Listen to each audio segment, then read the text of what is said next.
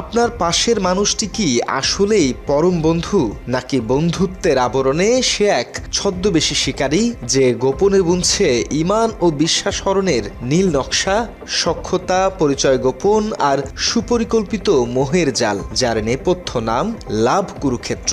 শান্ত জনপদে এই বিষাক্ত সংক্রামক ছড়িয়ে পড়ছে অদৃশ্য ভাইরাসের মতো, যার লক্ষ্য আপনার পরিবার, আপনার ধর্মীয় মূল্যবোধ আর হাজার বছরের আকীদা।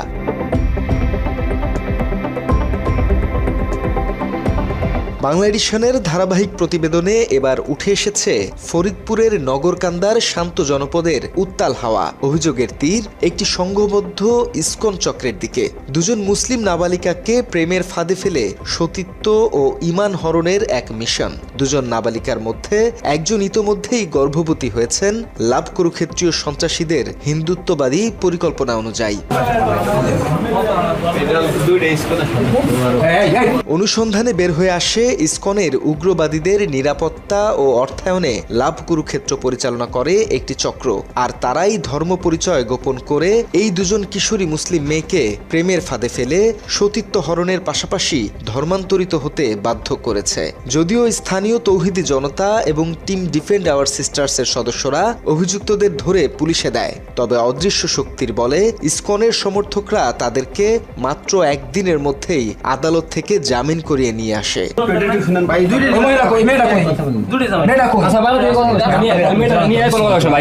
অভিযোগ রয়েছে ভুক্তভোগী মুসলিম কিশোরীদের পরিবারকেও ভয়ভীতি দেখিয়ে ইসকনের উগ্রবাদীরা অন্যান্য আইনানুগ ব্যবস্থা নেওয়া থেকে বিরত রাখে। মূলত প্রশাসনে থাকা ইসকন সদস্য ও কট্টর হিন্দু আইনজীবীদের সংগঠনের যোগসাজশে মুসলিম মেয়েদের প্রেমের ফাঁদে ফেলে টার্গেট করে লাভ কুরুক্ষেত্র পরিচালিত হয়। আমরা দেখলাম দুইজন লাভ কুরুক্ষেত্র সন্ত্রাসী দুইজন নাবালিকা মুসলিম মেয়েকে ধর্ষণের পর হিন্দুরা ঠিকই তাদের পাশে অবস্থান নিল, কিন্তু অসাম্প্রদায়িক হীনমন্যতার কারণে মুসলমানরা এই নাবালিকা মেয়েদের পাশে দাঁড়ালো না। আমরা যদি আগামী দিনে আমাদের মুসলিম মা বোনদের ইজ্জত রক্ষা করতে চাই, তাহলে মুসলিমদের অসাম্প্রদায়িক হীনমন্যতা, লজ্জাবোধ ভাঙতে হবে এবং সবাইকে এক হয়ে এই লাভ কুরুক্ষেত্র সন্ত্রাসীদের প্রতিরোধ করতে হবে। অনুসন্ধান বলছে এই বিষবৃক্ষ কেবলমাত্র ফরিদপুরেই নয়, বরং বর্তমানে এটি মহামারী আকার ধারণ করেছে।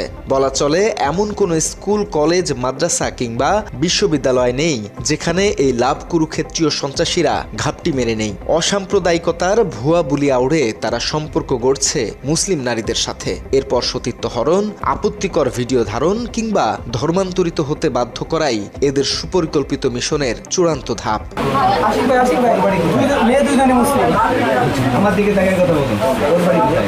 শুধু তাই নয়, প্রতিবাদ করলে ভুক্তভোগীদের ভারতে পাচারের মতো ভয়াবহ অভিযোগও উঠেছে। একই নীল নকশার বাস্তবায়ন দেখা গেছে মাদারীপুরেও। সেখানে এক মুসলিম নারীর সরলতাকে পুঁজি করে অবাধে মেলামেশা চালিয়ে যাচ্ছে এই মিশনেরই এক সক্রিয় সদস্য। বন্ধুত্বের ছদ্মবেশে ঈমান ও সতীত্ব হরণের এই সুগভীর ষড়যন্ত্র এখন আর গোপন কোনো বিষয় নয়। এক অভিযানে মাদারীপুরের লাভ কুরুক্ষেত্রীয় সন্ত্রাসীদের ঘটনা সামনে নিয়ে আসে টিম ডিফেন্ড আওয়ার সিস্টার্সের সদস্যরা।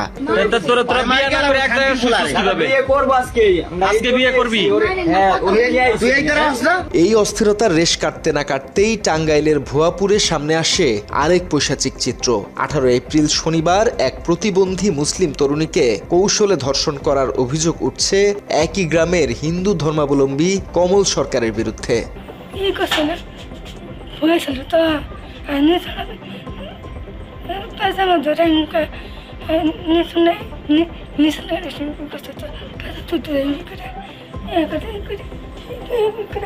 হিন্দু পরিবারের ছেলে একটা মুসলিম পরিবারের একটা প্রতিবন্ধী মেয়েকে এইভাবে জোরপূর্বক ভাত খাবার বসে দর্শন করছে।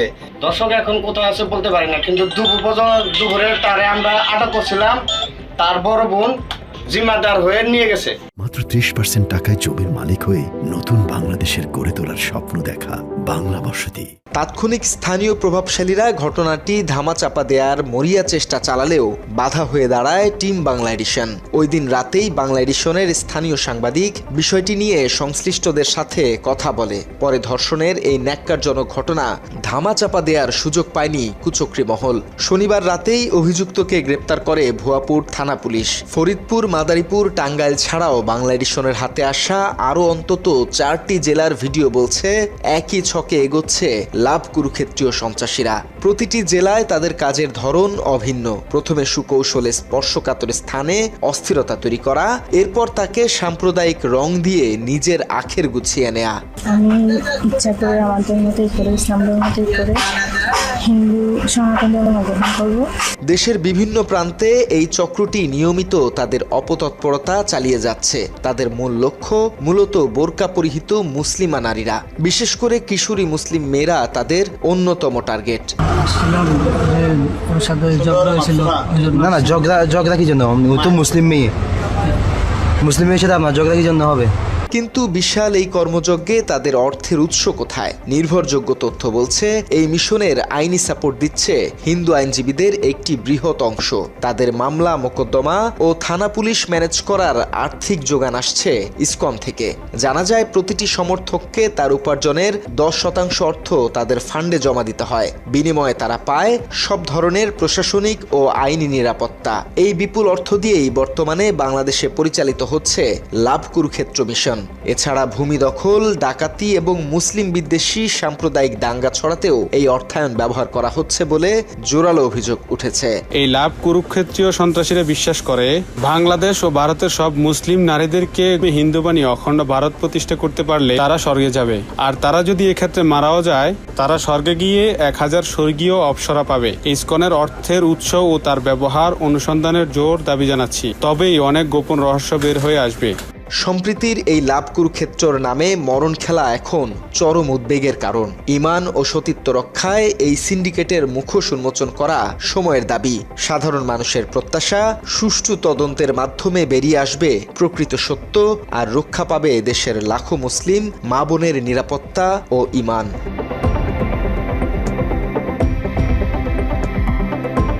তথ্যচিত্রে আতিফ রাসেল, বাংলা এডিশন।